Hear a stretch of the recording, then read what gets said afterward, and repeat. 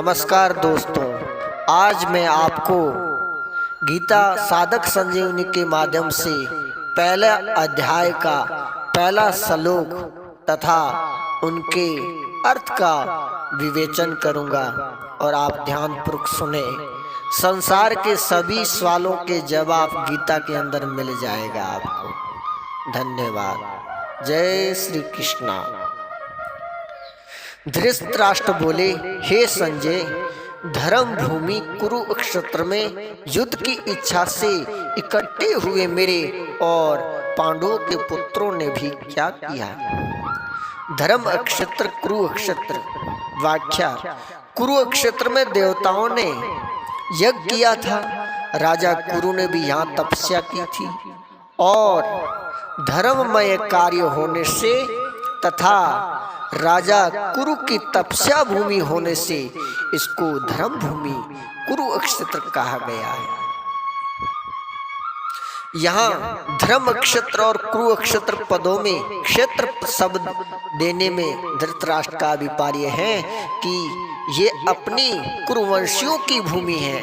यहाँ केवल लड़ाई की भूमि नहीं प्रत्युत तीर्थ भूमि भी है, जिसमें प्राणी जीते जी पवित्र कर्म करके अपना कल्याण कर सकते हैं। इस तरह अलौकिक और परलौकिक सब तरह का लाभ हो जाए, ऐसा विचार करके श्रेष्ठ पुरुष की सम्मति दे लेकर ही युद्ध के लिए भूमि चुनी गई है। संसार में पारिये तीन बातों को लेकर लड़ाई होती है: भूमि, धन और स्त्री। इन तीनों में भी राजाओं के आपस में लड़ना मुख्यतः जमीन को लेकर होता है। यहाँ कुरुक्षेत्र पद देने का तात्पर्य भी जमीन को लेकर लड़ने में है।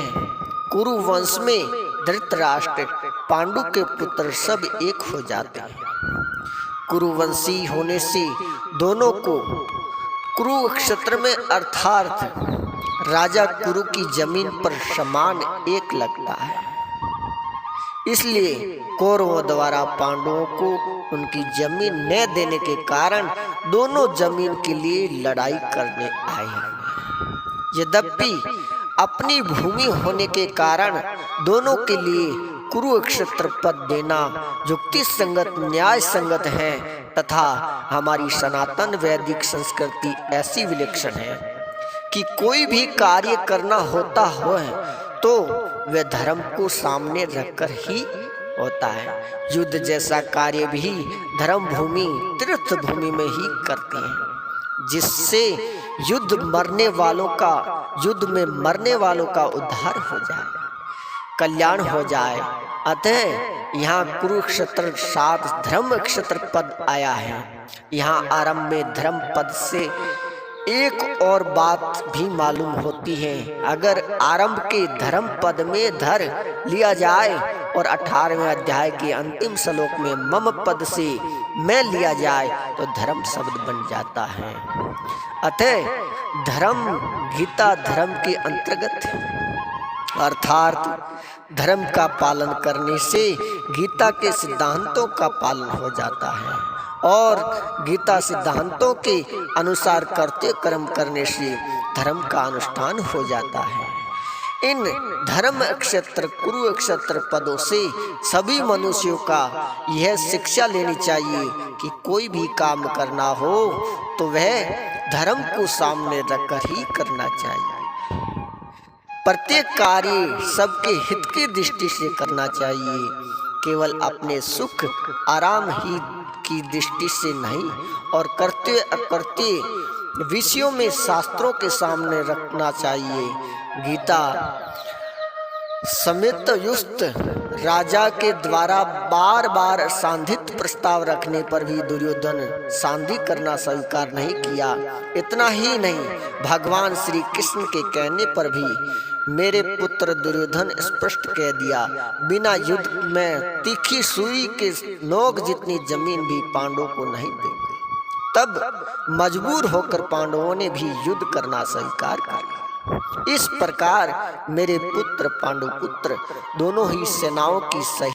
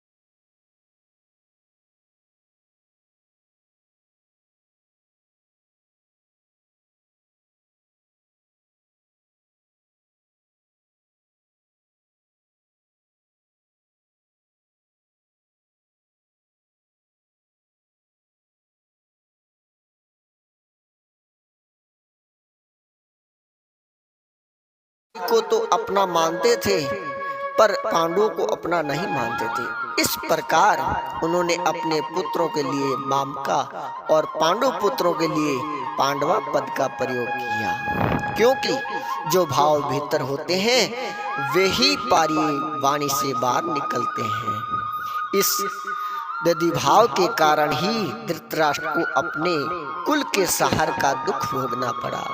इससे मनुष्य को यह शिक्षा लेनी चाहिए कि वे अपने घरों में, मोहल्लों में, गांवों में, प्रांतों में, देशों में, संप्रदायों में देवी देव भाव अर्थात ये अपने हैं ये दूसरे हैं ऐसा भाव न रखे, कारण कि देव भाव आपस में प्रेम स्नेह नहीं होता परंतु कलह होती है। या पांडवा पद का साथ एवं पद होने का तात्पर्य है कि पांडव ते बड़े धर्मात्मा हैं, अतः उन्हें युद्ध नहीं करना चाहिए था, परंतु वे भी युद्ध के लिए रणभूमि में आ गए। तो वहां आकर उन्होंने क्या किया, मामका और पांडवा, इनमें से पहले मामका पांडव का उत्तर संजय आगे के दूसरे श्लोक में 13वें श्लोक में देंगे कि आपका पुत्र दुर्योधन में पांडवों की सेना का देखकर द्रोणाचार्य मन में पांडव प्रति द्वेष पैदा करने के लिए ही उनका पास जाकर पांडवों के मुख्य सेनापतियों के नाम लिए। उसके बाद दुर्योधन अपनी सेना के मुख्य योद्धाओं का नाम लेकर उनको रण कौशल आदि की प्रशंसा की। दुर्योधन को प्रसन्न करने के लिए भीष्म जी ने जोर से शंख बजाया। उसको सुनकर कौरव सेना के शंख आदि बाजे बजे। फिर 14वें श्लोक में 29वें श्लोक में तक पांडव पद का उत्तर देंगे। रथ में बैठे हुए पांडव प्रति भगवान श्री कृष्ण शंख बजाया। उसके बाद अर्जुन, भीम, युधिष्ठिर, नकुल, सहदेव आदि ने अपने अपने शंख बजाए, जिसे दुर्योधन की सेना हृदय दहल गया। उसके बाद संजय पांडवों की बात कहते हैं। 20वें श्लोक में श्री कृष्ण और अर्जुन के संवाद प्रसंग आरंभ कर देंगे। विक्रमंत किम क्रवत किम शब्द के 3 अर्थ होते हैं, विकल्प, निंदा, अक्षोभ और प्रशंसा। युद्ध हुआ कि नहीं, इस तरह का विकल्प तो यहाँ लिया नहीं जा सकता, क्योंकि 10 दिन तक युद्ध हो चुका और भीष्म जी को रथ से गिरा देने के बाद संजय हस्तिनापुर आकर धृतराष्ट्र को वहां की घटना सुना रहे हैं।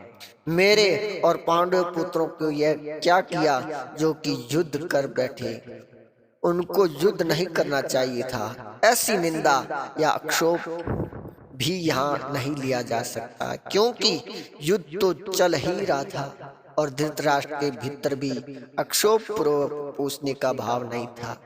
यहाँ किम शब्द का अर्थ है प्रश्न लेना ही ठीक बैठता है। धृतराष्ट्र संजय से भिन्न भिन्न प्रकार की छोटी बड़ी सब घटनाओं को अनुकृष्ट विस्तार को ठीक ठीक जानने के लिए ही प्रश्न कर रहे हैं। बोलो कृष्णचंद्र भगवान की जय। दूसरा श्लोक आपको अगले वीडियो में मिलेंगे। धन्यवाद।